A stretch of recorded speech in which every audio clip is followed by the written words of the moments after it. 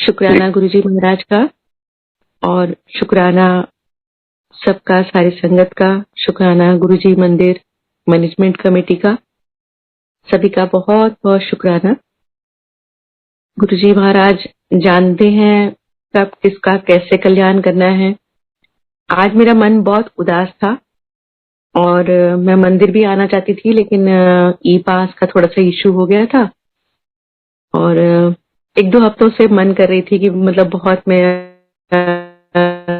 गुरुजी को मिस कर रही थी कि मैं मंदिर जाऊं, लेकिन कभी मेरा जम्मू का चक्कर लग रहा था, कभी कुछ, तो उस चक्कर में मैं मंदिर नहीं आ पा रही थी। तो आज का तो बहुत ही मन था कि मैं मंदिर आऊं, लेकिन नहीं आ पाई।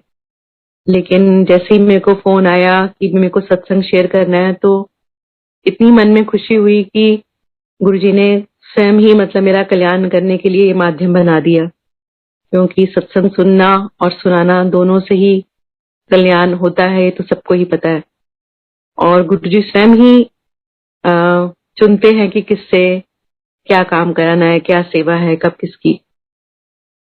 तो इतना मतलब आत्मिक शांति मिली मेरे को कि भी गुरुजी ने आज मेरे को ये इस चीज के लिए चुना, सत्संग करने के लिए। और गुरुजी का बारंबार शुक्राना है, लख लख शुक्राना है। मैं सत्संग आज शुरू से सुनाना चाहती हूँ।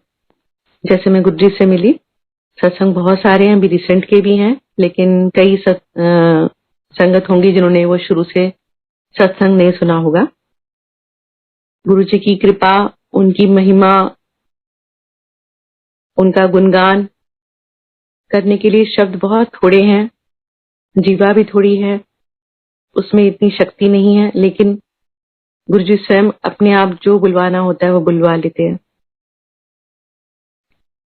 मैं गुड़गांव शिफ्ट हुई थी तो गुरुजी महाराज के इनविटेशन मुझे मिलने लगे। नूतन आंटी मेरे को गुरुजी के बारे में बताने लगे, लेकिन इस पट में और किंतु परंतु में 3 साल वेस्ट हो गए। किसी और गुरु को मानते हैं, साईं बाबा की पूजा करते हैं, बचपन से और भगवानों की पूजा कर रहे हैं। तो ये सब रीजन होते रहे या समय नहीं था गुरुजी के पास पहुंचने का।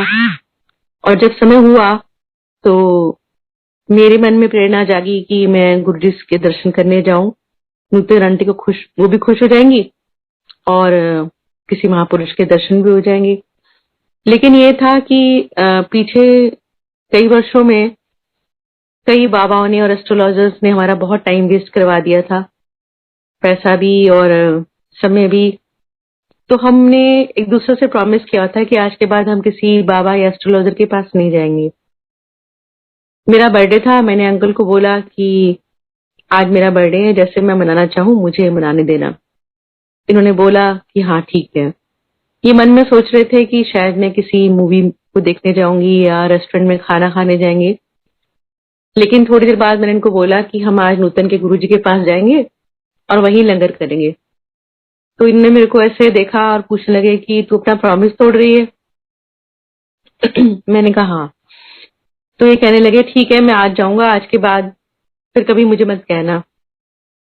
तो मैंने नूतन आंटी को फोन करा कि भी ऐसे ऐसे गुरुजी मेरे हस्बैंड मान गए हैं, तो हम आज गुरुजी के पास चलेंगे। वो कहने लगी कि भी गुरुजी के गद्दी पे बैठने से पहले हमें वहां पहुंचना है, तो आप मेरे घर के बाहर आ जाना और अपनी कार लेते आना। मेरे पास कार नहीं है आज, मैं आपके साथ जाऊंगी। मैंने उनसे समझ के सारे घर के काम किए और ये सोचा कि भी रात को जैसे गुरुजी 7 बजे से वहां पे सत्संग शुरू होता है, तो पता नहीं कितने बजे छूटेंगे, थोड़ा मैं आराम कर लेती हूँ। संगत जी मैं कभी सोती नहीं थी, आज भी नहीं सोती हूँ दिन में। कभी तबीयत वगैरह खराब हो तो अलग बात है। उस दिन पता नहीं क्या हुआ कि मैं थोड़ी देर के लिए लेटी और मेरी आंख लग गई और मुझे एक ड्रीम दिखाई देता है जिसमें गुरुजी महाराज एक बहुत सुंदर चोले में गोल्डन सिंहासन पे बैठे हैं, लाइट में एक ओंकार और ओम ब्लिंक कर रहे हैं साइड्स में, और ऊपर एक गोल्डन ईगल आकाश में उड़ रहा है। मेरी आंख खुलती है, मैं सोचती हूँ जहां मुझे जाना है ये वही जगह है, वहीं के दर्शन हुए हैं। और जब वो आंटी मेरी कार में बैठती है मैं उनको बताती हूँ कि ऐसे ऐसे वहां पर ये सब है। वो कहने लगी तुझे कैसे मालूम चला? मैंने तो सिर्फ तेरे को गुरुजी के सत्संग सुनाए हैं, जगह के बारे में नहीं बताए। मैंने स्वरूप देखा था गुरुजी का उनके घर पे, लेकिन उसमें कोई ऐसी डिस्क्रिप्शन नहीं थी कि वहां पर ये सब है। खाली गुरुजी का स्वरूप था बहुत सुंदर चोले में।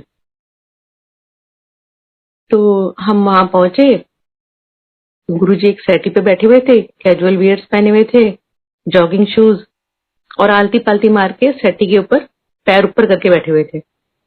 हमारी तरफ देखा उन्होंने, सेटी पे बैठते थे जैसे गुरुजी, तो वो गेट दिखाई देता था एम्पायर स्टेट का जहां से लोग एंटर करते थे। तो गुरुजी ने ऐसा देखा, हम एंटर कर रहे थे, गुरुजी ने नूतन आंटी से पूछा कौन है, तो नूतन आंटी कहने लगी मेरी फ्रेंड हैगी, कच्ची पक्की। तो उन्होंने बोला पक्की। गुरुजी हंसे, फिर कहने लगे की कर देने। हमने कहा गुरुजी कैसे बताएं आप, हम तो सिंगर हैं, क्या हो जाएगा गान दो। हमने कहा गुरुजी ये तो आप सुनोगे तो पता चलेगा। कहने लगे चंगा बह जा, कितने तरह रहने वाला है। मेरे हस्बैंड कहने लगे कि मैं जम्मू दा रहने वाला। तो मेरे को सेवादार से इशारा कर रहे थे कि इधर बैठो इधर बैठो। तो गुरुजी कहने लगे तू ते अंबाले चंडीगढ़ दे कोल दी सरदारनी हैगी। मैंने एकदम से गुरुजी की तरफ देखा कि गुरुजी मुझे ही बोल रहे हैं ना, तो देखा गुरुजी मुझे ही बोल रहे थे। मेरे एकदम रोंगटे खड़े हो गए कि मतलब ये बात कि मैं एक सिक बॉर्न बेबी हूँ, ये मेरे इन लॉज तक को नहीं मालूम था, किसी को हमने बताया नहीं था, और जिनको पता था वो सब मुझसे बिछड़ चुके थे। गुरुजी को किसने बता दिया। मैं बैठे बैठे सोचने लगी कि शायद मैंने नूतन आंटी से अपनी कोई पर्सनल लाइफ डिस्कस करी होगी, लेकिन फिर सोचा नहीं, मैंने तो कभी उनसे कोई बात ही नहीं करी। ये समझ नहीं थी कि जो पूरे जहान का मालिक है वो हमारे सामने बैठा है, साक्षात भगवान। उनको तो हमारे सारे जीवन का पता है, अगले पिछले सब। समझ नहीं थी, लेकिन कोई अंकल आए सेवादार, उन्होंने मुझे चाय प्रसाद दिया। मैंने वो पीना शुरू किया। मेरे गले में कुछ प्रॉब्लम थी बहुत सालों से, जो एक सिंगर के लिए बहुत ही परेशानीदायक होती है।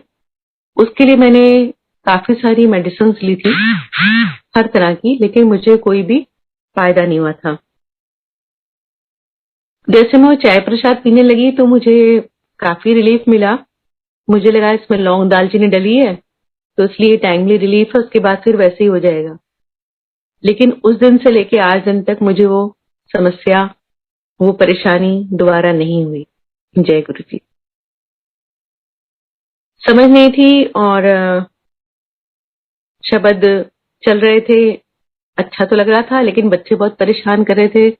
उसके बाद लंगर आया, तो लंगर में भी काफी सारे, जैसे 4-4 की थाली में शेयर करना था, वो हमने किया। तो हमारे जो फैमिली थी वो हमारे साथ नहीं बैठी थी, वो अलग अलग हो गए थे। इस तरीके से बैठना हुआ। मैं गुरुजी के पास वाली लाइन में थी, और मेरे 3 बच्चे कहीं और थे, और किसी और के 3 बच्चे मेरी थाली में शेयर कर रहे थे। और इतनी मिर्चें हरे सिरके में डली हुई आ गई कि वो बच्चे तो मिर्च खा ही नहीं रहे थे। और मैंने सोचा कि बच्चे हैं, ये क्या मिर्च खाएंगे जब मेरे बच्चे नहीं खाते हैं। तो मैंने सोचा कि पहले मैं मिर्च से स्टार्ट करती हूँ, उसको खत्म कर दूंगी, बाद में सारा कुछ खाऊंगी। तो वो मिर्च खाने से मेरे को इतनी प्रॉब्लम हुई कि मेरी आंख नाक सबसे पानी आना शुरू हो गया, गालों से आग निकलनी शुरू हो गई और हिचकियां लग गई। मेरे को लगा शायद कोई मेरी हालत देख के पानी सर्व करेगा, कोई पानी पूछने नहीं आया। गुरुजी मुस्कुराते रहे, और मैं अपनी साड़ी और जो भी मेरे पास अवेलेबल था उससे मैं अपना आंखें और नाक साफ करती रही, लेकिन जल प्रसाद किसी ने नहीं दिया। तो लंगर फिनिश करके हम लोग ने हाथ धोए, और जल वहां मिला हमें, और वहीं से हम चप्पलें ढूंढने लगे कि हम घर जाएं। तो किसी ने बोला कि भी अभी आपको गुरुजी से आज्ञा लेनी है, लाइन में लगी, आज्ञा लेकर फिर जाएं। तो हमें तो लग रहा था कि भी बस इतना ही होता होगा, इससे आगे क्या होगा। तो हम फिर से लाइन में लगे, मैं आगे थी, मैंने मत्था टेका। गुरुजी कहते ऐश करो आंटी। मैंने गुरुजी को बहुत ही क्वेश्चन मार्क आईज से देखा कि मेरी तो सारी लग्जरीज छिन गई हैं। इतना हाई प्रोफाइल लाइफ थी हमारी, और मेरे नौकर ड्राइवर कारें सब कुछ छिन चुका है। जब तक मैं गुरुजी के पास पहुंची थी तो मेरे गुड़गांव के 3 मकान बिक चुके थे और एक 100 गज का प्लॉट मेरे पास था और हम किराए के मकान में शिफ्ट हो चुके थे। सीरियल्स, म्यूजिकल सीरियल्स जो हमने लॉन्च किए थे, सब कुछ बंद हो चुका था। एक सीरी थी, वो भी अटकी पड़ी थी, रिकॉर्डिंग हो रखी थी, लेकिन कोई कंपनी उसको लेके राजी नहीं थी। बॉम्बे में अंकल गए थे अकेले स्ट्रगल करने के लिए, वहां पर भी लॉसेस करके सब कुछ बर्बाद कर दिया था। तो एक फ्रस्ट्रेशन थी और लाइफ बिल्कुल जीरो लग रही थी उस समय।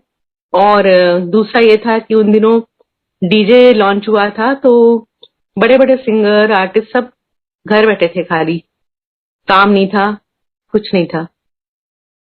तो ऐसे हालात में 3-3 बच्चों के साथ सरवाइव करना और एकदम से हाई प्रोफाइल लाइफ से सिंपल लाइफ में आना और खुद काम करना, हर चीज को एडजस्ट करना, कम में गुजारा करना बहुत मुश्किल था हम सबके लिए। तो लाइफ बड़ी अजीब सी चल रही थी। उसी लाइफ में 3 साल पहले से गुरुजी हमें बुला रहे थे, लेकिन हम समझ नहीं पा रहे थे। गलती हमारी इससे हुई थी कि हम 3 साल वेस्ट किए थे, लेकिन चलो देर आए दुरुस्त आए, गुरुजी के चरणों में पहुंचे। अब गुरुजी ने जैसे कहा ऐश करो आंटी, तो मेरे आईज में वो जो क्वेश्चन मार्क था वो इसलिए था, मैं सोच रही थी कि वो लग्जरीज ही ऐश करने का माध्यम है, लेकिन गुरुजी की दुनिया में ऐश करो का मतलब कुछ और था। वो ये था कि हर समय हम गुरुजी की प्रेजेंस को महसूस करते हैं। दुख है, सुख है, उतार है, चढ़ाव है, हमें लगता है गुरुजी हमारे साथ हैं हर पल, और उस समय किसी चीज की जरूरत नहीं होती। जब गुरुजी हैं तो हर गम भी हमें कबूल है, हर दुख भी हमें कबूल है, हर कष्ट भी हमें कबूल है, क्योंकि हमें मालूम चल गया है कि हर कष्ट, हर दुख, हर गम गुरुजी ने हमें सिर्फ 10% झेलने के लिए दिया है, बाकी सब तो अपने ऊपर ही ले लेते हैं। और ये सब हमारे कर्मों का लेखा जोखा हमें यहीं पर तय करके जाना है। तो एक खुशी होती है कि गुरुजी हमारे साथ हैं और हमारा सफर इतना आसान कर दिया उन्होंने। तो प्रेजेंस ऐश करो आंटी, वो मुझे धीरे धीरे समझ में आया। अंकल ने मत्था टेका तो गुरुजी कहने लगे वीरवार नु आई तो 5.25 ग्राम दा सोने दा ओम बना के ले आई। अब तो अंकल ने मेरी तरफ देखा, मैंने अंकल को देखा, हमें लगा कि लुट गए फिर से। घर जाते आते हमारी बहुत लड़ाई हुई, बच्चे खाना मांगने लग गए, मम्मा खाने में मिर्ची थी, हमारा पेट नहीं भरा, ये नहीं हो रहा। तो हमने एक रास्ते में रेस्टोरेंट था, उसमें जाके बच्चों को खाना खिलाया। अब घर में लड़ाई शुरू हो गई कि अभी ये कैसे होगा, क्या होगा, मैं तो जाने वाला नहीं दोबारा, ये वो। अगले दिन आंटी का फोन आ गया, नूतन आंटी का, तू बहुत लकी है, तेरे से गुरुजी ने पहले दिन बात कर ली, तेरे को ब्लेस कर दिया, ये है वो है। उस समय क्या होता था कि जो पुरानी संगत होती थी उसको, नई संगत को गुरुजी के पास छोड़ के वो ऊपर कहीं उनको शिफ्ट कर दिया जाता था, तो उनको मालूम नहीं चला कि बाद में क्या क्या बातें हुई। तो मैंने उनको फोन पे बताया कि ऐसे ऐसे हुआ, तो कहने लगी तू बहुत लकी है, मेरे रिश्तेदार आते हैं होशियारपुर से, कोई कहीं से, और गुरुजी उनको ऐसे करके निकाल देते हैं, बेचारे कैसे कैसे आते हैं इतना सफर करके। मैंने कहा वो सब ठीक है, लेकिन मैं शायद नहीं जा पाऊंगी। तो उसने बोला नहीं नहीं, जो गुरुजी ने बोला वो आपको करना है। अब हमने सोचा कि कोई वहम न रह जाए, पहले ही हालात इतने खराब हैं, चलो ये भी करके देख लेते हैं। लड़ते झगड़ते सोने का ओम बना, गुरुजी के पास पहुंचे वीरवार को। गुरुजी हमें, अभी हम लाइन में लगे थे, गुरुजी ने दूर से देखा, कहते ले आई, हमने कहा हाँ जी। पास पहुंचे तो गुरुजी ने वो ओम हाथ पे लिया अपने, इनकी डेट ऑफ बर्थ पूछी और कहने लगे मंडे नू काले धागे विच पाके एनू गले विच पा लें, तेनू ब्लेस किता है। तो मैंने ऐसा देखा कि भी शायद ये सिंगर है, तो नजर वजर के लिए गुरुजी ने इनको ये लॉकेट दे दिया। मैं बोली गुरुजी मेरे वास्ते, गुरुजी कहते ਤੁਹਾਡਾ इको कनेक्शन हैगा।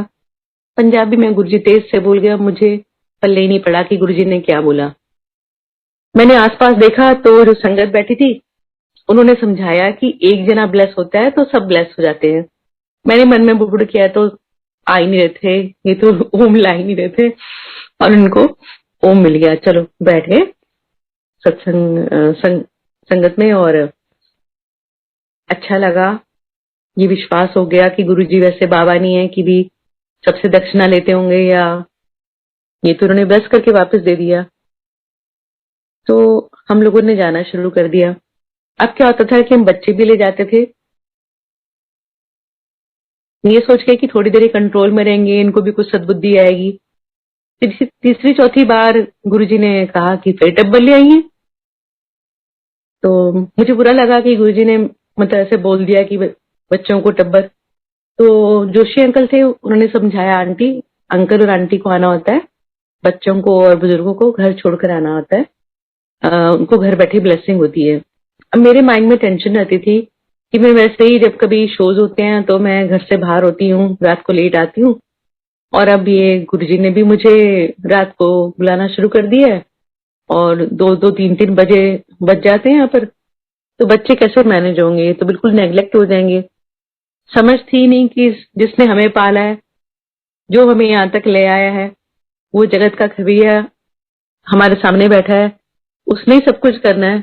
लेकिन ना समझी इतनी थी कि उस समय पता नहीं था कि भी आगे क्या होने वाला है। तो हम जाते रहे बच्चों को घर छोड़ के, लेकिन मेरी दिमाग में चिंता लगी रहती थी। कुछ पल हमारे शांतिपूर्वक बीत जाते थे गुरुजी के पास शब्द सुनने में, और सब करके बहुत शांति मिलती थी। बहुत सुंदर ऑरा होता था वहां का, और गुरुजी से बचते रहते थे हम लोग। मेरे अंकल तो छुपते थे कि भी कहीं गुरुजी बुला ना ले, लेकिन हम कहीं भी हो गुरुजी की निगाहें हम तक पहुंच जाती थी कि हम वहां बैठे हैं, और गुरुजी इशारे से पूछ लेते थे जो उन्हें पूछना होता था। 5वीं 6ठी बार में जब हम गए तो गुरुजी कहते चलो आज थोड़ा गाना सुनते हैं। तो मेरे अंकल कहने लगे गुरुजी मैं बाजे के साथ गाता हूँ, गजल गाता हूँ, और बाजा में लाया नहीं हूँ। तो गुरुजी कहते बाजा किथे, घर घर किथे है, गुड़गांव। तो गुड़गांव केड़ा पाकिस्तान है, जा चक के ले आजा बाजा, आंटी नु इथे छड़ जा। और गुरुजी ने मेरे को सिंहासन के राइट साइड बिठा लिया। अंकल मुझे गुस्से से देखते हुए चले गए, क्योंकि क्या होता था जिस भी बाबा के पास जाते थे वो बाबा ये बोलते थे कि मेरे लिए गाओ, तुम्हारा नाम हो जाएगा।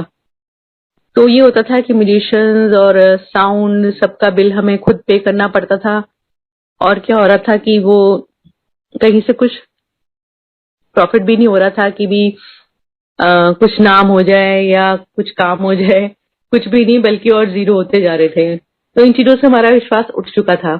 तो अंकल के मन में वही फीलिंग्स आई होंगी, वो मैं समझ पा रही थी। तो मुझे लग रहा था कि शायद ये वापिस ही नहीं आएंगे।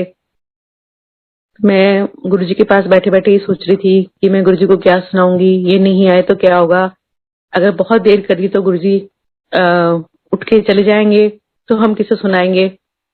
पता था नहीं कि होगा क्या, लेकिन हुआ यूं कि 15 मिनट में अंकल एम्पायर स्टेट से आरडी सिटी गुड़गांव, और गुड़गांव से एम्पायर स्टेट पहुंच गए, जबकि उस समय मेट्रो कंस्ट्रक्शन हो रही थी। 1-1.5 घंटा हमें ट्रैफिक जैम में लगता ही लगता था। वो गुरुजी की लीला हमने बाद में इसे रियलाइज करी कि भी ये कैसे संभव हुआ। वो आज तक समझ ही नहीं आया कि सड़कें छोटी हो गई, क्या हो गया। गुरुजी क्या नहीं कर सकते तो आप सब लोगों को समझ आ गई है, लेकिन उस समय जब हम नए नए होते हैं तो इतनी बुद्धि काम नहीं करती, या पता नहीं गुरुजी पर्दा डाल देते हैं। तो अंकल जैसे बाजा लेकर आए तो गुरुजी कहने लगे कि अभी हाले नहीं, रुक जा, इशारे से जब मैं कमाऊंगा तब तब लेके आई। तो बाजा कार में रहा।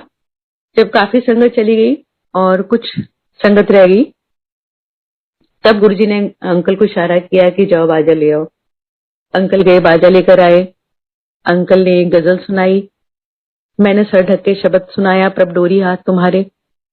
मन में चिंता थी कि 1-2 ही भजन आते हैं, अगर वो भजन भी सुना के गुरुजी ने कुछ और बोल दिया तो मैं क्या सुनाऊंगी।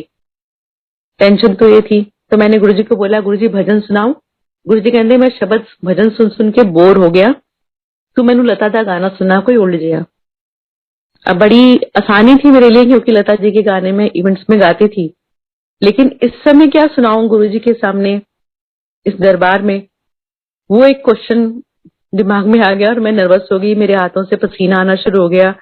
मैंने डायरी के पन्ने पलटे, इंडेक्स देखा तो उसमें तुम ही मेरे मंदिर, तुम ही मेरी पूजा पर मेरी नजर टिक गई। मैंने अंकल से पूछा कि भी मैं ये सुना दूं, तो कहने लगे हाँ ये ठीक है। मैंने गाया, गुरुजी को बहुत पसंद आया, गुरुजी ने बहुत बहुत ब्लेसिंग दी।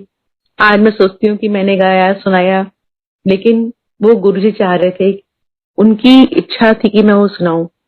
और बाद में मुझे मालूम चला किसी आंटी से कि गुरुजी का वो फेवरेट सॉन्ग था, गुरुजी सुनते थे उसको। इस तरीके से गुरुजी के दरबार में हाजिरी लगाने का मौका मिलता रहा और गुरुजी हमें जल्दी जल्दी बुलाने लगे, कल आ जाई, कल फिर आ जाई। हम रोज बाजा लेके गुरुजी के पास पहुंचने लगे। अब क्या होता था कि मैं घर से रियाज करके जाती थी और मन में सोच के आती थी कि आज गुरुजी को ये सुनाऊंगी, और वहां जाके माइंड बिल्कुल चेंज हो जाता था। मेरा मन करता था कि जैसे मैं ये गाना सुनाऊं, यही अच्छा है, यही सुनाना चाहिए। तो अंकल मुझे बोलते थे क्या करती है, घर में से कुछ रियाज करके जाती है, स्केल फाइनल करके जाती है, वहां जाके चेंज कर देती है। ये कितने साल हो गए थे तो गाए हुए गाना क्या उठाएगी, इंसल्ट हो जाएगी। लेकिन मैं कहती थी नहीं, मुझे तो यही गाना है। और गुरु जी की कृपा से वो 20 साल पहले जो गाया होता था मैंने गाना, वो एकदम से उठाती थी और मैं गा भी लेती थी बिना कोई स्केल फाइनल किए हुए।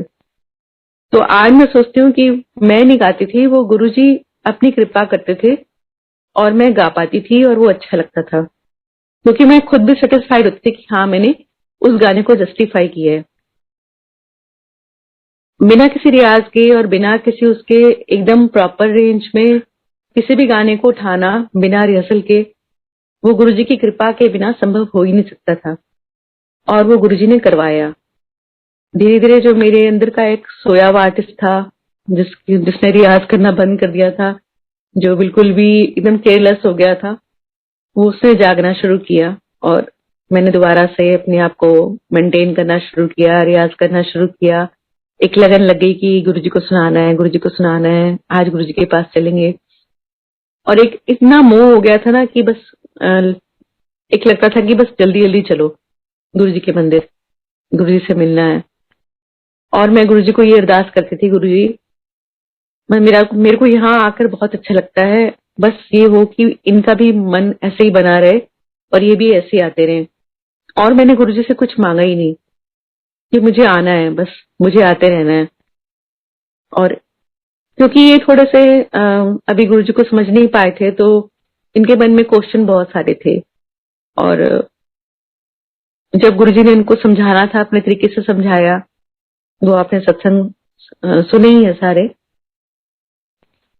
तो धीरे धीरे ये हुआ, प्रोसेस शुरू हुआ, गुरुजी ने अपनी लीलाएं करनी शुरू करी। एक स्वरूप मिला मेरे को, उसमें वो अटैच किया जाता था ऐसे कॉलर में कहीं पॉकेट पर, बहुत छोटा सा स्वरूप था। और तब ऐसे स्वरूप मिलते नहीं थे सबको। तो मैंने स्वरूप ले जाके अपनी साइड टेबल पे रख दिया, बेड के साइड पर। मैं जब कभी उठती थी तो मेरे को ऐसा महसूस होता था कि वो स्वरूप जो है वो उसमें आईज बड़ी होके मेरे को फॉलो कर रही हैं। एक बार हुआ, 2 बार हुआ, तो मैंने अंकल को बोला, मैंने कहा कि पता नहीं क्या होता है, मैं जब भी उठती हूँ और ये स्वरूप में से आईज बड़ी हो जाती हैं और मेरे को फॉलो करती हैं कि मैं कहाँ जा रही हूँ, क्या कर रही हूँ। ये मुझे कहते हैं तू किसी भी चीज में डूबती है ना, तो इतना डूब जाती है, पागल है तू। तो मैंने सोचा कि हो सकता है मेरी ऐसे मतलब गलतफहमी है।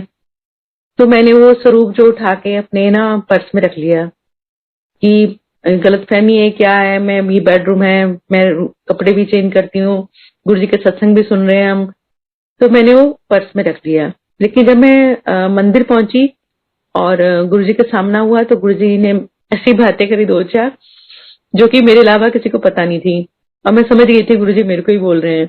तो मुझे ये भी पता चल गया कि गुरुजी उनके स्वरूप को चाहे आप कहीं भी रखो, गुरुजी देखते हैं, वो आपके साथ ही रहते हैं। लेकिन अभी बहुत कुछ समझना बाकी था। मतलब संशय थे तब भी हमारे दिमाग में कि शायद ये कोइंसिडेंस हो रहा है, शायद ये ऐसे हो रहा है। तो एक बार क्या हुआ कि हम गए गुरुजी के पास और काफी मैं जल्दी जल्दी चली गई थी खाना बना के बच्चों के लिए। और मैंने उनके लिए मूंग की दाल बनाई थी, कि भी जल्दी मैं पहुंच जाऊं गुरुजी के पास, क्योंकि सुबह से रिकॉर्डिंग में थी और घर आके मेरे को लगता था कि मैं गुरुजी के दरबार में देर ना करूं।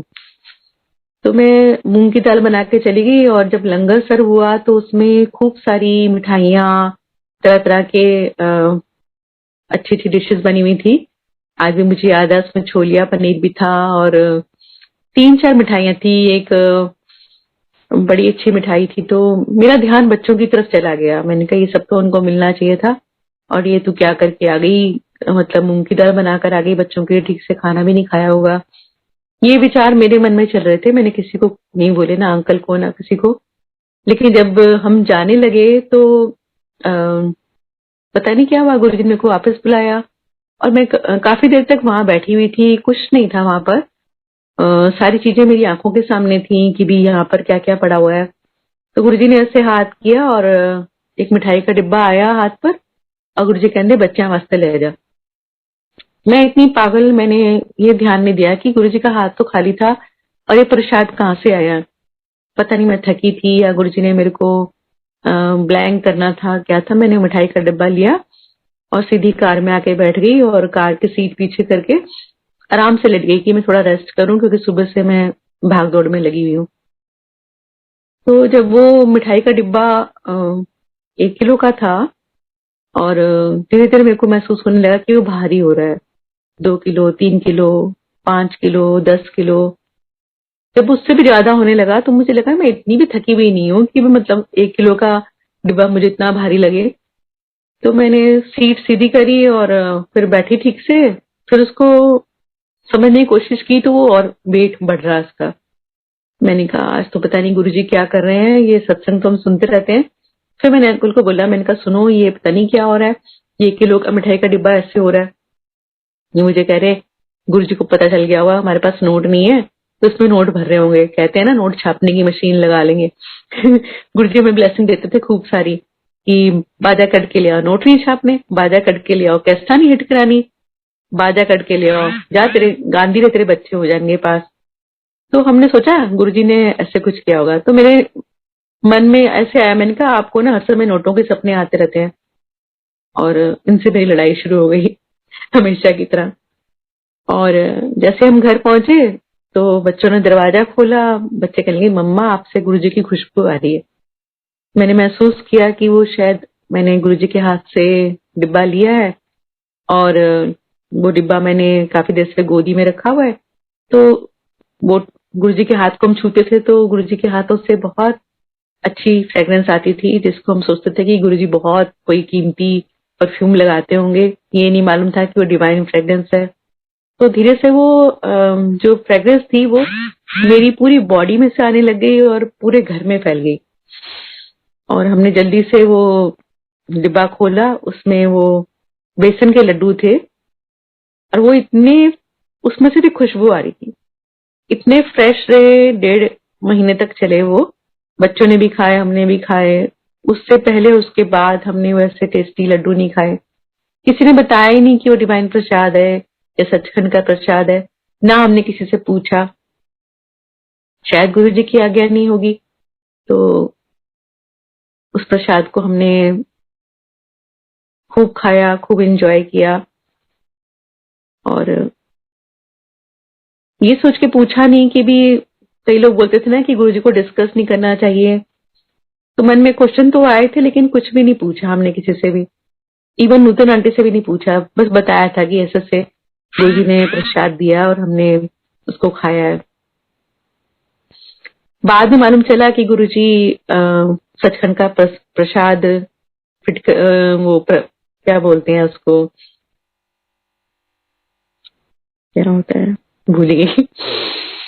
और डमरू किसी को दिया है, किसी को मिश्री प्रसाद, हाँ मिश्री प्रसाद गुरुजी ने काफी संगत को दिया। एक मटकन आंटी है, वो हमेशा मेरे को जब भी मिलती हैं तो मैं कहीं गा रही होती हूँ तो मुझे जरूर वो देती हैं मिश्री प्रसाद, और उसमें से वही फ्रेग्रेंस आ रही होती है जो गुरुजी के हाथ से हम प्रसाद लेते थे, वो आती थी।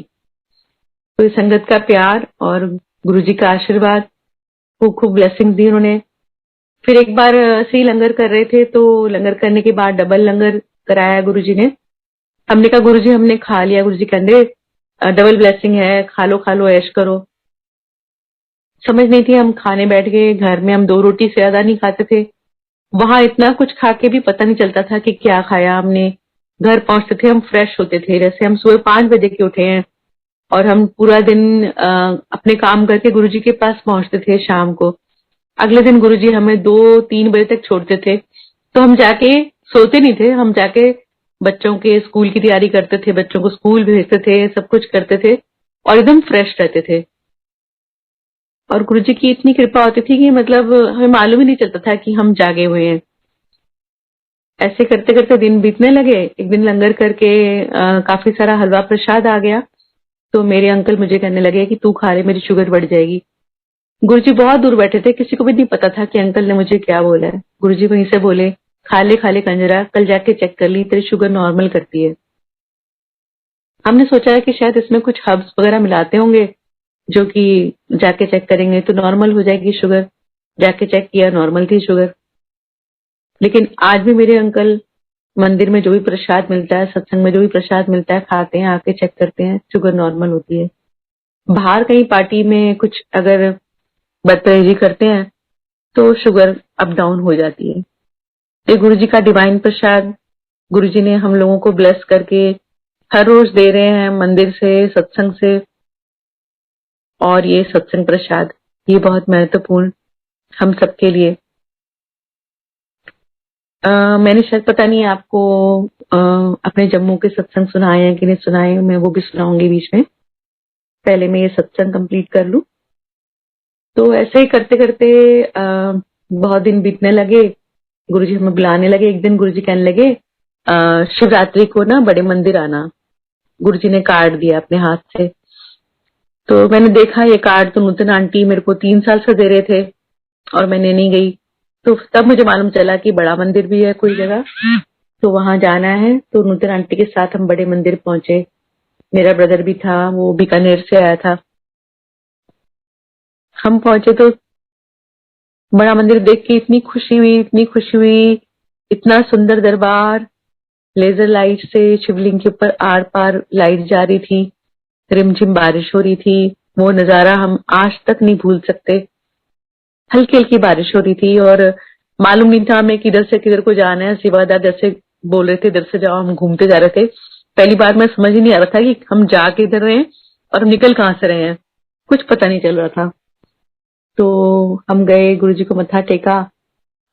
एक जगह मिल गई हमें। उसके बाद फिर लंगर के लिए भेजा गया। उसके बाद फिर गुरुजी ने इशारा किया तो हम बाजा लेकर आए। काफी देर हो गई थी, रात हो गई थी। काफी संगत जो थी उन्होंने डांस भी किया, खूब एंजॉय किया हमने। और उस दिन गुरुजी ने बहुत बहुत ब्लेस किया। अंकल को बियर ब्लेस करी कि जा कल दो। अंकल सोच रहे थे बाजा बजाते बजाते कि भी मैं घर पे होता तो मैं शिवरात्रि अपने तरीके से मनाता। अंकल को थोड़ी सी पीने की आदत हो गई थी, तो हम सब इस चीज से परेशान थे। लेकिन गुरुजी पता नहीं क्या ब्लेस कर रहे थे उनको। अंकल सोच रहे थे कि मैं घर होता तो शिवरात्रि अपने तरीके से मनाता, 2 पैग लगाता, ये मुझे रोज बाबा जी के पास ले आती है। तो गुरुजी ने इनकी तरफ देखा और कहने लगे कल जाके 2 बियर ला ली, फिर शुगर नॉर्मल करती है। तो मुझे बड़ा हैरानी हुई कि गुरुजी मंदिर में बैठ के बियर की बात कर रहे हैं, लेकिन वो ब्लेसिंग थी गुरुजी की। और आज भी मेरे अंकल शिवरात्रि के बाद 2 बियर जरूर लेते हैं। तो अब मैंने भी बहुत कुछ सोचा मंदिर में बैठ के कि मैं कुछ कर तो पा नहीं रही हूँ गुरुजी। आप इतनी ब्लेसिंग देते हो, कहते हो कुड़ी की आवाज लता वर्गी है, नहीं मेरा कुछ हो तो सकता नहीं है। और बॉम्बे जाने की उम्र भी मेरी निकल गई। अब बच्चों के साथ मैं इनको देखूं कि मतलब अपनी कुछ सोचूं। ऐसे ही मतलब ये विचार मेरे मन में आया। और जब मंदिर से हम बाहर आए उसके बाद 3 दिन बाद मेरे को मेरे डायरेक्टर जो जिनके साथ मैं अपने म्यूजिकल सीरियल्स की बनाती थी 94 से, काफी मैंने बनाए थे, उनका फोन आ गया कि सदा तुम्हें बॉम्बे आना है, मेरी एक फिल्म है उसके लिए गाना है। तो मुझे बड़ी हैरानी हुई। मैंने कहा इसको इतने साल बाद मेरी याद आ गई, चलो कोई बात नहीं। लेकिन मैं अकेले कैसे जाती? मैंने अंकल से पूछा, अंकल कहते जा गा के आ। तो मैंने बोला मैं अकेले, कहते नहीं तू जा। तो मैं अकेले कभी संगत जी सब्जी लेने तक भी नहीं गई थी बाहर, और पता नहीं कैसे गुरुजी ने माध्यम बनाया, मैं अकेले बॉम्बे गई और गा के आई 2 गाने, एक शान के साथ, एक जगदीश सिंह जी के साथ। तो मैंने आके गुरुजी को बोला, गुरुजी मैं बॉम्बे गई थी। कितने गई थी? मैंने कहा हाँ जी बॉम्बे गई थी। की करने गई थी? मैंने गुरुजी एक गाना 2 गाने गा के आई हूँ। किदे नाल? मैंने कहा एक शान नाल, एक जगदीश सिंह नाल। वो भी मेरा चेला चेला हैगा। मैंने कहा अच्छा। तो कहने चलो चंगा घूम आई है। तो मेरे को लगा गुरुजी को कंफ्यूजन हुई है, फिर कह रहे हैं घूम आई है। फिर अंकल कहते तेरी आंटी बन गई एक्टर। फिर मुझे हंसी आई, मैंने कहा गुरुजी को जरूर कुछ कंफ्यूजन हुआ है। चलो बात गई आई हो गई। इसके बाद का सिस्टम क्या होता है कि जब गुरुजी ने महासमाधि ले ली, उसके बाद वो फिल्म रिलीज हुई। तो जब मेरे को वहां पे प्रेस कॉन्फ्रेंस में बुलाया गया, मैंने जो देखा स्क्रीन पे सबके नाम आ रहे हैं, सबके जो जो सिंगर उनके नाम आ रहे हैं, मेरा नाम ही नहीं है उसमें। तो मैं इतना रोई कि इस आदमी के लिए मैंने इतने साल काम किया, इसको इतना पैसा कमा के दिया, इसका सीरियल का रिसर्च वर्क किया, इसको पता नहीं होता था ऑडिशन में लेती थी। आज वो अंकल सुन भी रहे होंगे तो मुझे कोई वो बात नहीं है, लेकिन मैं घर आके बहुत रोई। तो मुझे बहुत हैरानी हुई कि मतलब मेरा नाम देने में क्या था। जगजीत सिंह जी वाला गाना तो किसी और से गवा लिया था, और जो शान के साथ गाना था वो उसमें मेरी आवाज तो थी लेकिन मेरा नाम दिया नहीं। बाद में उनके मेरे को फोन भी आया कि मतलब सॉरी पता नहीं कैसे हो गया ये वो। लेकिन मुझे एकदम गुरुजी की याद आई कि गुरुजी इसलिए बोल रहे थे कुमाई आंटी बन गई एक्टर, मतलब गुरुजी को पता था कि इसके साथ ये होने वाला है। देखिए मतलब गुरुजी को क्या नहीं पता कि इन फ्यूचर क्या होने वाला है। तो मेरे को एकदम से तसल्ली हो गई कि हाँ ये तो गुरुजी ने पहले ही बोल दिया था। तो समझ तब आई। इसी तरीके से फिर क्या हुआ कि एक दिन हम बैठे हुए थे, काफी उदास थे, तो गुरुजी कहने लगे की गल है, मुंह क्यों लमकिया पे है? तो हम ना ऐसे ही बैठे हुए थे किनारे पर, तो हम ना घुटने घुटने चल के गुरुजी के पास पहुंच गए। जैसे बच्चे होते हैं रिड़ के नहीं पहुंचते, ऐसे ही हम गुरुजी के पास सिंहासन पे, एक तरफ मैं एक तरफ अंकल। तो अंकल बोलते हैं गुरुजी मेरे को 25 साल हो गए दिल्ली आए हुए, मेरा नाम नहीं हुआ। गुरुजी कहते मेरे को तो होने ही आया ना, हाले रुक जा 1.5-2 साल। ये मेरी तरफ ऐसा देखने लगे, अच्छा 1.5-2 साल और रुकना पड़ेगा। फिर गुरुजी ने कहा चलो बाजा लेकर आओ। तो हमने गाया, संगत ने ताली बजाई। गुरुजी कहते जा संगत ने सुन लिया तेरा नाम हो गया। अंकल मुझे कार में बैठ के बोलने लगे, 20-25 लोग बैठे थे, इनके सुनने से नाम हो जाएगा? गुरुजी भी कैसी बातें करते हैं। मैंने कहा गुरुजी जाने, मैं तो इतने सालों से कितनी कितनी जगह पर गा कर आया हूँ, कहीं मेरा नाम नहीं हुआ। मैंने कहा क्या कह सकते हैं, वो क्या कहना चाह रहे हैं मैं समझ नहीं पा रही हूँ। तो आज संगत जी आप देखिए कि संगत कितनी बढ़ गई है, गुरुजी की महिमा कृपा पूरे विश्व में कहाँ नहीं है, जहां जाते हैं वहीं गुरुजी की संगत है, जहां जाते हैं वहीं गुरुजी की संगत है। और ये मंत्र जाप और गुरुजी के भजन जगह जगह फेमस हुए, आज हर कोई जानता है सदा मासूम कौन है, गुरुजी के सिंगर हैं।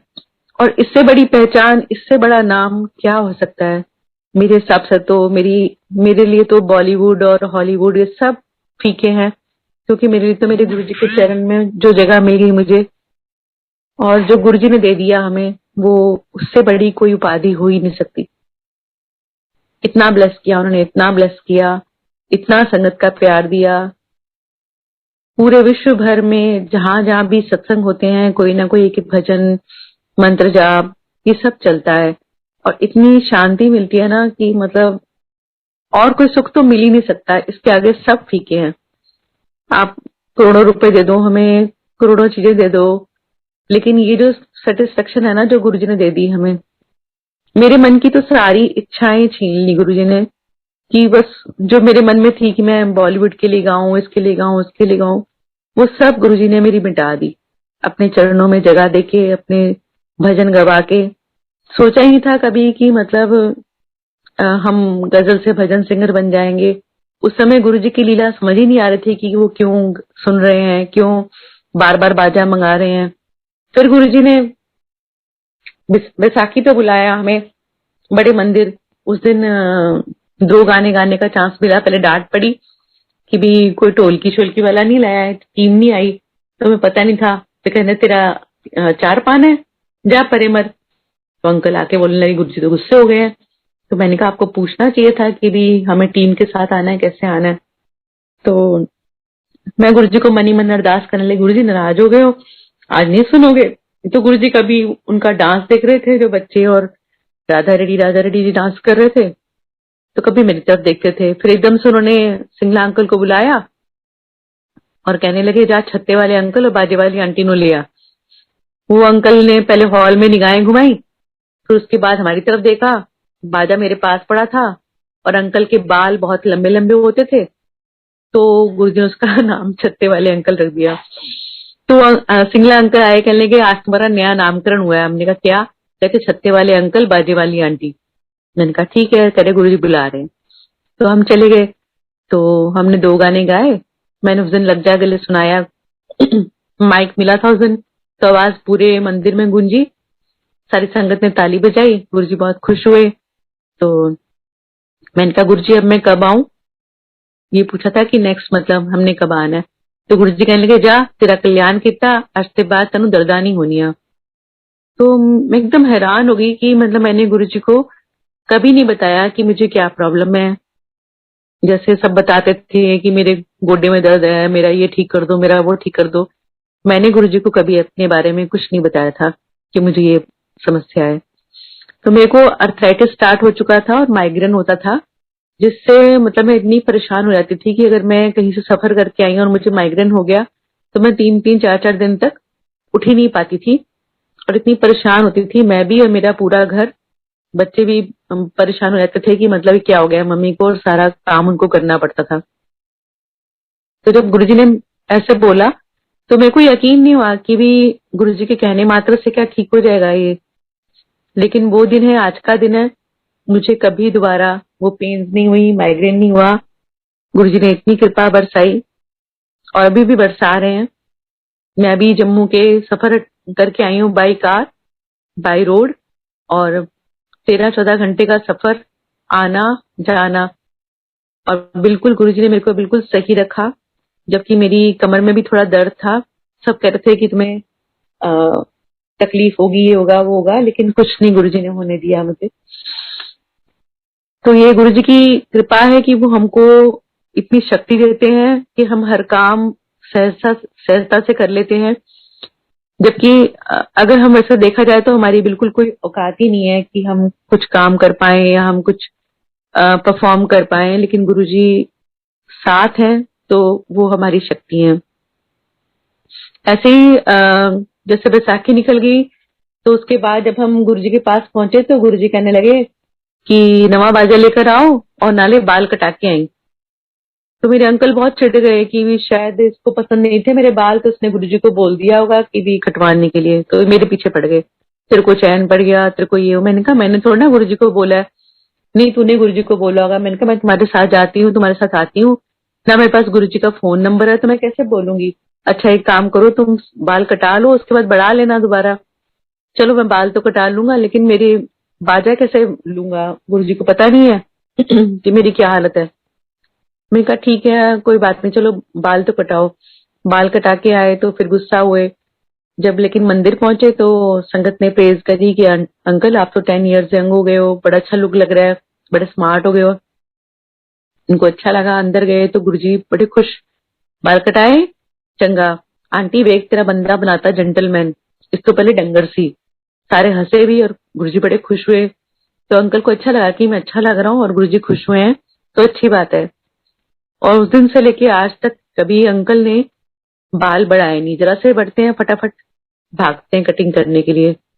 पता नहीं गुरुजी ने क्या किया, वो ग्रह खत्म कराए क्या ना। हमने पूछा कि गुरुजी अपने बाल क्यों कटाए, कोई क्वेश्चन मार्क किया ही नहीं गुरुजी से। तो फिर गुरुजी कहते बाजा, तो बाजा तो आया नहीं गुरुजी, काम ही नहीं है, वो अंदर का काम बथेरा, नवा बाजा लेकर आओ।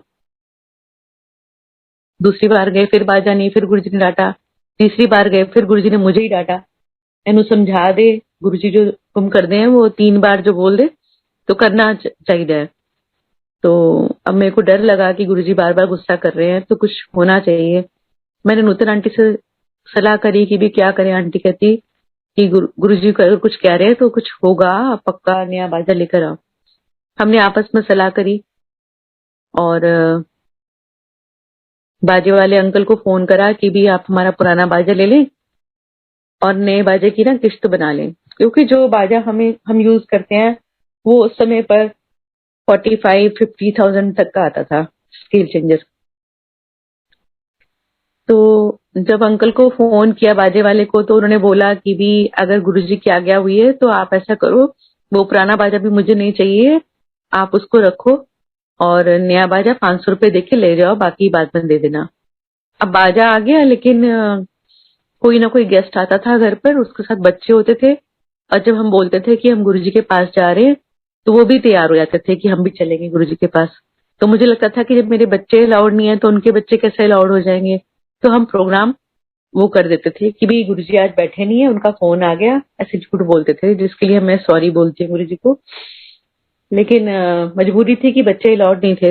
ऐसा करते करते 27 मई हो गई, और 27 मई को पता नहीं क्या जैसे गुरुजी ने मेरे को क्या कर दिया कि मेरे को इतना गुस्सा आया। मैंने अंकल को बोला कुछ भी करो आज बाजा जाना चाहिए।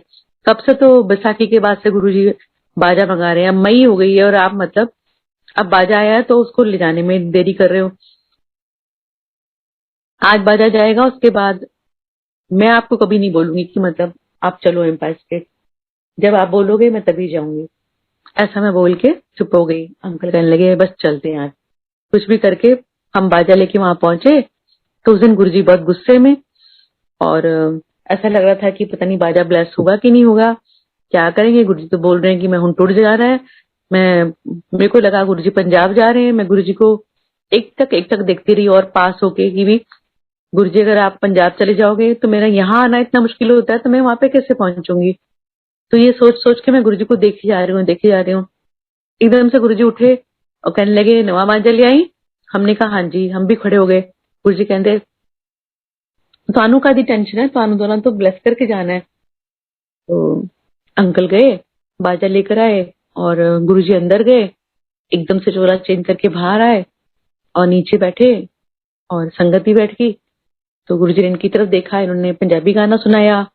मैं भी एक पंजाबी गाना तैयार करके ले गई थी। तो जैसे मैंने अभी मुंह खोलने शुरू किया था कि एक सरदार जी बोले कोई पेट्रियोटिक सॉन्ग सुनाओ, तो गुरुजी कहते सरदार जी थोड़े 12 बज गए ने। तो फिर गुरुजी, मैं चुप हो गई, मैं कुछ बोली नहीं। अंकल ने फिर थोड़े सुर छेड़े मेरे, जो मैंने गाना तैयार किया था। तो इतने में एक सरदार जी कहने लगे कि गुरुजी कह रहे हैं वो गाना सुनाओ जो बड़े मंदिर बैसाखी ते सुनाया सी। तो मेरे को सोचने में 2 सेकंड लगे कि भी मैंने कौन सा गाना गाया था। तो मुझे याद आया कि मैंने लग जा गले सुनाया था। तो मैंने वो सुनाया। वो गाते गाते गुरुजी से मेरी 2 बार आंखें मिली। देखा नहीं आता था गुरुजी की तरफ उनका ऑरा, और ये होता था कि पता नहीं क्या रिएक्शन होगा, गुरुजी को पसंद भी आ रहा है कि नहीं आ रहा। तो मैंने 2 बार आंखें मिली गुरुजी से, तो मेरे एकदम रोंगटे खड़े हो गए कि शायद गुरुजी दूर जा रहे हैं, पंजाब चले जा रहे हैं, इसलिए मुझसे ये गाना सुन रहे हैं। और शायद गुरुजी कहीं मेरे से नाराज तो नहीं हो गए जो मैं बोलकर आई हूँ घर में, कि भी जब उनको पता चल जाता है कि मैं जो भी मैं करती हूँ सोचती हूँ वो गुरुजी को मालूम चल जाता है। तो कहीं गुरुजी मुझसे नाराज हो गए हों कि भी ये ऐसा बोल के आए कि आज के बाद मैं एम्पायर स्टेट नहीं जाऊंगी, जब तुम कहोगे तभी जाऊंगी। फिर मैं कहा नहीं, पता नहीं, गाते गाते बहुत सारे विचार मेरे मन में आए और मेरे को रोंगटे खड़े होते रहे। लेकिन जो होना था उसके बारे में मैंने कभी सोचा ही नहीं था। मैं तो सिर्फ सोच रही थी कि गुरुजी पंजाब जा रहे हैं और शायद मैं उनसे दोबारा मिल नहीं पाऊंगी, इसलिए गुरुजी मुझसे गाना सुन रहे हैं। लेकिन 3 दिन बाद गुरुजी ने महासमाधि ले ली तो यकीन ही नहीं आया। और मतलब जैसे एक कहते ना कहर सा हमारे ऊपर टूटा, और काफी देर तक तो ऐसा लग रहा था कि ऐसे किसी ने हमसे बहुत भयानक सा मजाक कर दिया है। लेकिन फिर धीरे धीरे उस सच्चाई हमें कबूल करनी पड़ी, और वो भयंकर मंजर हमने देखा अपनी आंखों के सामने। लेकिन फिर धीरे धीरे गुरुजी ने एहसास दिलाया हमें कि मैं तुम लोगों के साथ हूँ, और वो एहसास के साथ ही हम अपना आज तक का जीवन और अपने अगले कितने जन्म बिता देंगे, क्योंकि गुरुजी ऐसे महान और इतनी जो डिवाइन पावर है वो हमारे साथ चौबीसों घंटे दिन रात हमारे साथ रह रही है। इससे ज्यादा हम लोगों को और क्या चाहिए। कुछ हम मांग ही नहीं सकते, बहुत छोटी छोटी मांगे हैं हमारी। हम मांग के गुरुजी को बहुत छोटा कर देंगे, वो तो दिन रात हमारे साथ हैं। अब मैं आपको ना जम्मू के सत्संग सुनाती हूँ कुछ, क्योंकि अभी पिछले दिनों मेरे जम्मू के बहुत चक्कर लग रहे हैं। और अंकल गुरुजी को बोलते थे तू जम्मू दा है, तो एक आंटी आती थी रश्मि आंटी, तो गुरुजी बोलते थे चलो अपनी डोगरी में टिकट पिट करो, अपनी लैंग्वेज साफ करो। तो हमें समझ नहीं आता था कि गुरुजी क्या कह रहे हैं, क्यों करा रहे हैं, उनकी लीला तो अभी भी नहीं हम समझ सकते, तब क्या समझ सकते थे। तो मैं अपनी मदर इन लॉ का सत्संग सुनाती हूँ। वो कभी गुरुजी के पास नहीं आई, लेकिन कोई पास नहीं आ सकता तो गुरुजी वहां पहुंच जाते हैं। उनको काफी सारी परेशानियां थी, अस्थमा था, बहुत सारी चीजें परेशानियां थी, स्किन डिजीज थी। और धीरे धीरे ओल्ड एज में जब 80 से अब होता है तो और भी सारी प्रॉब्लम्स हो जाती हैं साथ साथ। तो पहले तो मेरे पास आके रहती थी 5-5, 6-6 महीने यहाँ, 5-6 महीने वहां। तो अब उन्होंने आना बंद कर दिया था कि अब मैं जो पता नहीं मेरा लास्ट मोमेंट कब होगा, तो मैं अपने गांव में ही रहना चाहती हूँ। तो हम लोग चले जाया करते थे। लेकिन जब उनका अंतिम समय आया तो उससे पहले वो मुझे 5-6 महीने पहले उन्होंने मेरे को फोन किया कि मेरे को ना कोई दवाई नहीं लग रही है और अब मैं क्या करूं। वो माता की पुजारी थी, जय माता दी, और जो अपने बचपन से उनको माँ बाप ने सिखाया था, तो वो पूजा करती थी सुबह 4 बजे उठ के। तो मुझे कहने लगी कि मैं क्या करूं, मेरे को कोई दवाई नहीं लग रही। मैंने कहा आपने जो पूजा पाठ करते हो तो अच्छी बात है, लेकिन एक बार जो मेरे वाले कमरे में गुरुजी का स्वरूप रखा हुआ है कैबिन, टीवी के कैबिन के ऊपर, उसके स्वरूप के सामने आप सारी अपनी दवाइयां ले जाके रख दो और गुरुजी को अपना हाल सुनाओ कि भी ये दवाइयां मेरे को लग नहीं रही, तो आज से मैं आपका नाम लेके दवाइयां खाती हूँ, तो जितने पल है मेरे तो वो मेरे आराम से कट जाएं। तो कहने लगी अच्छा। 2 मिनट के लिए चुप हो गई, तो कहने लगी चलो ये भी करके देख लेते हैं।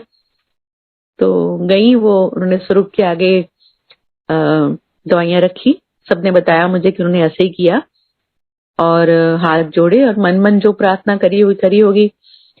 अच्छा, उस स्वरूप के बारे में बताती हूँ। जब मैं वो स्वरूप जम्मू लेकर गई थी तो उस स्वरूप में आईज गुरुजी की बंद थी, लेकिन धीरे धीरे मैंने महसूस किया कि उसमें आईज जो है वो आधी खुल गई हैं गुरुजी की। तो ये चमत्कार हम लोग महसूस कर सकते हैं गुरुजी के, क्योंकि मैं उस स्वरूप को काफी सालों से अपने पास रखा हुआ था। तो माता जी ने वो दवाइयां खानी शुरू करी, उनको लगी और उनकी हालत अच्छी होने लगी। तो उन्होंने मुझे फोन करके जय गुरुजी बोला, तो कहने लगे तेरे गुरु ने सुन ली मेरी। तो मैंने कहा ठीक है, आप दवाइयां खाओ और आराम से अपना जीवन यापन करो। तो उन्होंने खानी शुरू कर दी। 5-6 महीने बाद उनको फिर उनकी हालत थोड़ी वैसे होने लगी। सबने मुझे फोन करके बोला कि सदा उनका लास्ट मोमेंट है, आप आ जाओ। तो 2009 की बात है और हम लोग गए उनके पास, और समझ नहीं आ रहा था कि भी वो सरवाइव करेंगी या नहीं करेंगी। कभी लगता था कि जाने वाली, कभी लगता था नहीं। अब संगत जी, आर्टिस्ट का जीवन तो ऐसे ही होता है कि उसका जब सीजन होता है तो उसके पास काम होता है, और जब सीजन नहीं होता है तो उसको बेचारे को बैठ के खानी होती है। तो मेरा सीजन का टाइम था, नवरात्रे चल रहे थे और मैंने यहाँ काम पकड़ा हुआ था। अब 3 बच्चों को पालना इस आर्टिस्ट जिंदगी में तो बहुत मुश्किलों का सामना करना पड़ता है। तो मैंने गुरुजी को अरदास करी। मैंने कहा गुरुजी, मुझे कुछ मालूम नहीं चल रहा, मैं लोगों से एडवांस लेके बैठी हुई हूँ यहाँ पर, और मुझे करना क्या है, मुझे गाइड करो। तो इनकी हालत तो कभी लगता है कि भी ठीक हो रही है, कभी लगता है कि जाने वाली है। तो अगर मैं चली जाती हूँ, पीछे से नहीं कुछ हो गया तो मुझे सुननी पड़ेगी जिंदगी में, और अगर मैं यहाँ रह जाती हूँ और लोगों का एडवांस लेके बैठी हुई हूँ और वहां नहीं पहुंचती हूँ तो मेरी नाक कटने वाली है। मैं क्या करूं, मुझे कुछ पता नहीं चल रहा, मुझे गाइड करो। इस स्थिति में मेरी बुद्धि तो काम नहीं कर रही है। तो माता जी लेटे हुए थे, सबने बोला इनको गीता पाठ करो, मैं गीता पाठ करने लगी। मुझे मालूम नहीं चल रहा था कि वो सुन भी रही है कि नहीं सुन रही है। जैसे मन में सोचा कि वो सुन रही है कि नहीं सुन रही है, तो उन्होंने मेरे घुटने पे हाथ रखा और ऐसे मतलब थपथपाया, तो मुझे मालूम चल गया कि वो सुन रही है। तो गीता पाठ पूरा सुना, खत्म हुआ, और जैसे ही मतलब मैं बाहर आई और 2 पल के लिए लाइट गई और उसके बाद अंदर गए तो लगा कि भी उनकी तबीयत खराब हो रही है। और बाहर एक पास के गुरुद्वारे से शब्दवाणी आई, जिसकी वस्तु सोई ले जाएगा। तो मुझे गुरुजी का इंडिकेशन मिल गया कि भी शब्दवाणी से ही आंसर मिल गया है। और थोड़े 15 मिनट के बाद उन्होंने अपनी अंतिम सांसें ली और गुरुजी की कृपा से इतनी मतलब मैंने पहली बार किसी को ऐसे प्राण छोड़ते हुए देखा कि उसके बच्चे, पोते पोतियां सब पास में हो और स्मूथली वो एकदम इतनी अच्छी अच्छी ब्रीदिंग लेके चला जाए। तो मैंने गुरुजी का बहुत बहुत शुक्राना किया कि वो उन्होंने इतनी प्यारे तरीके से गुरुजी के चरणों में विलीन हुई है। और मेरे को हर तरीके की मुश्किल से गुरुजी ने तब भी निकाला, अब भी निकाल रहे हैं। और मतलब ये नहीं है कि कोई गुरुजी के मंदिर में चल के नहीं आ पा रहा तो गुरुजी उसकी नहीं सुन रहे। कोई कहीं भी अरदास करे बैठ के तो गुरुजी वहां पर सुनते हैं उसकी, ये प्रूफ हुआ। उसके बाद क्या हुआ कि एक हमारी बहू है वहां पर जम्मू में, उसके कोई भी बच्चा नहीं हो पा रहा था, तो गुरुजी के मंदिर नहीं आ पाती थी क्योंकि हमारे जो जेठ हैं वो सब कट्टर अपने कुल देवता को मानने वाले हैं या माता की पूजा करते हैं, तो वो किसी बाबा या उसमें अपनी बहुओं को नहीं आने देते। खैर अब तो सब मेरे को जय गुरुजी बोलते हैं, लेकिन उस समय एकदम से उनको बिलीव करना बड़ा मुश्किल हो रहा था। तो वो बिटिया ने मेरे को, बहू ने मेरी नंद के हाथ मैसेज भेजा कि गुरुजी को बोलो कि मेरी सुने। तो मैंने गुरुजी को अरदास करी हम बड़े मंदिर में, तो मेरे को उस दिन स्वरूप मिला, लॉकेट प्रसाद मिला, तो मैंने वो उसके लिए भेज दिए। उसने जैसे ही वो मेरी नंद जून में आई थी और उनको मैंने वो जैसे स्वरूप भेजा, उसने लड़की ने जाके अपने गले में पहन लिया और जुलाई में उसने कंसीव किया और अब उसके 2 बेटे हैं। तो आज तक वो गुरुजी के मंदिर थैंक यू बोलने भी नहीं आई है, लेकिन मुझे पता उसकी मजबूरी है, दिल से वो मानती है गुरुजी को। और गुरुजी ने 2 सुंदर लाल उसकी झोली में डाले और गुरुजी का बहुत बहुत शुक्राना है। ऐसे ही जो भी बात हम गुरुजी को अपने मन से करते हैं या कोई दुखी है वो नहीं आ पा रहा है, तब भी गुरुजी उसकी सुनते हैं। ऐसे ही जम्मू में एक जगह पे पानी नहीं आ रहा था, तो काफी आके सर्वे करने वाले देख के गए तो उनको लगा कि पानी नहीं आ रहा है। तो मैं उस दिन बड़े मंदिर पहुंची तो मैंने सत्संग सुना सुखी आंटी का कि चंडीगढ़ में पानी नहीं आ रहा था, तो गुरुजी ने बोला कि वहां जाके खोदो तो पानी आ जाएगा।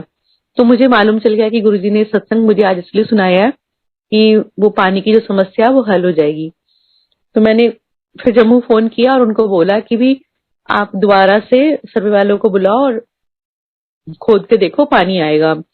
तो कहते आप कैसे कर सकते हो, इतना पैसा वेस्ट हो जाएगा और ये हो जाएगा। मैंने कहा आप करो गुरुजी का नाम लेके, और उन्होंने किया और पानी बहुत ज्यादा गहराई में न जाके 80 फीट पे ही पानी आ गया था। इतना मुझे अभी याद नहीं है एक्यूरेट की कितने फीट पर आया, लेकिन पानी आ गया। और आज वहां जहाँ पानी नहीं था वहां पे खूब अच्छी खेती वेती होती है। तो सत्संग जो हम सुनते हैं उसमें हमारे लिए कोई ना कोई मैसेज होता है और उस मैसेज का गुरुजी को पता होता है कि कब किस वक्त पे किसका कैसे इलाज करना है, कैसे कल्याण करना है। तो संगत जी आज मैंने आपको इतने सत्संग सुनाए हैं गुरुजी की कृपा से। अगर और समय है तो मैं और सत्संग करती हूँ, नहीं तो मैं यही विराम देती हूँ। हाँ प्लीज आंटी कुछ और सत्संग शेयर कर लें। जी अंकल। कुछ और सत्संग आप चेक कर लीजिए। जी अंकल जी। ठीक, थैंक यू जी। तो अभी मैं अपना कोविड का सत्संग दोबारा रिपीट करती हूँ। मुझे कोविड हुआ था 1 मई को और मुझे बुखार चढ़ा और उसके बाद मेरी हालत खराब हो गई। अंकल और मनस्वी को भी कोविड हुआ और उसमें उनको इतना नहीं था जितना मेरा चेस्ट इन्फेक्शन 18/25 था।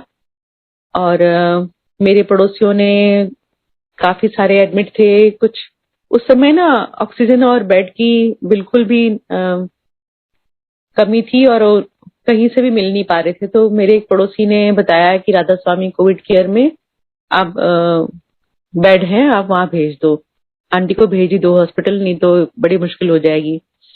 हम कोविड केयर को हॉस्पिटल समझ के वहां गए। अंकल और एक संगत के और अंकल हैं, अनुराग अंकल, वो मुझे कोविड केयर में छोड़कर आए। मुझे लग रहा था कि वहां पर बहुत अच्छी केयर होएगी, लेकिन पता नहीं क्या हुआ है कि वहां बिल्कुल भी केयर नहीं हुई। और मेरे को लग रहा था कि मैंने यहाँ पे आके गलती करी है। बहुत तगड़ा एसी, जबकि कोविड में तो एसी मना करते हैं, और कोई व्यवस्था नहीं, कोई इंजेक्शन नहीं, कुछ नहीं। और मेरे को जाके ऑक्सीजन भी इस समय शाम को 5 बजे पहुंच गई थी, तो मुझे कोई ऑक्सीजन नहीं मिली, जबकि मेरा 86 पे ऑक्सीजन था। रात को पता नहीं कैसे गुरुजी की कृपा से, शायद गुरुजी ही होंगे, तो उन्होंने कोई सीनियर डॉक्टर आया, उसने मेरी ऑक्सीजन चेक करी तो मेरी 70 तक पहुंच गई थी। तो उसने डाटा वाटा तो मेरे को ऑक्सीजन मिली, और इस तरीके से मेरे को सांस लेने में भी आसानी हुई। लेकिन क्या हो रहा था कि जब भी मैं वॉशरूम जाती थी तो मैं बेहोश हो जाती थी, और कोई वहां पे व्यवस्था नहीं थी कि कोई मुझे अटेंडेंट मिले, या कोई साथ में भी नहीं था। साथ में कैसे आते हो कि अंकल बच्चे तो घर पे ही थे, वो भी बीमार थे।